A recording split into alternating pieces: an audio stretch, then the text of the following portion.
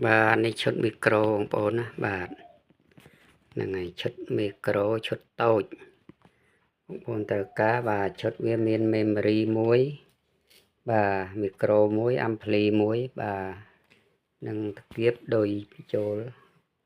គុយបាទហ្នឹងហើយឈុតតូចនេះក៏លឺស្អាតដែរបងប្អូនណាបាទហើយធូរថ្លៃដែរបងប្អូនណាបាទបងប្អូនត្រូវការបាទធូរថ្លៃតែវាលឺខ្លាំងជាង MP3 ឆ្ងាយបាទមីក្រូលឺខ្លាំងជាងបាទអត់មែនលឺដូច MP3 ទេណាបាទលឺបានឆ្ងាយឈុតតូចហ្នឹងបានលឺរាប់គីឡូដីដែរបាទហ្នឹងហើយបងប្អូនត្រូវការយកឈុតតូចក៏បានណាបងប្អូនបាទហ្នឹងហើយបើយកឈុតជាម៉ោងក៏បានបងប្អូនណាបាទនេះបាទយើងដាក់អញ្ចឹងឈុតជាម៉ោងក៏បានបើបងប្អូនអត់ចង់បានម៉ោងទេមានម៉ោងហើយបងប្អូនយកជាឈុតបាទមីក្រូក៏បានដែរបាទម៉ោងមានចង់បានម៉ោងកន្លះ6កន្លះ7កន្លះ8ក៏បានបាទកន្លះតូចក៏បានដែរចាប់ពីកន្លះ3ដល់កន្លះ8បងប្អូនចង់យកឈុតមីក្រូទៅទេក៏បានហ្នឹងហើយ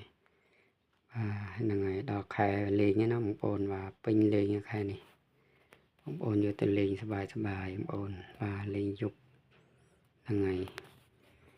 បាទយើងលេងបាទតូចនេះធូរថ្លៃបាទ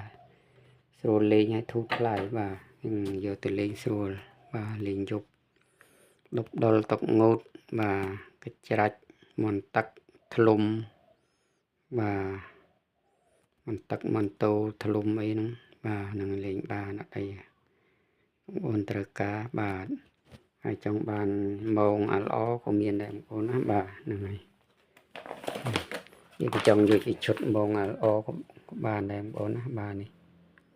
ម៉ោងសាច់ស្វិតបងប្អូនណាបាទបាទអានេះយើងលេងសត្វបាទយើងលេងសត្វធំក៏បានយើងលេងសត្វតូចក៏បានបាទម៉ោងនេះធ្លុំអត់ដាច់ទេបាទធ្លុំតូមមន់ទឹកអីបាទធ្លុំធានាបាទមន់ព្រៃក៏ជាប់ដែរហ្នឹងហើយ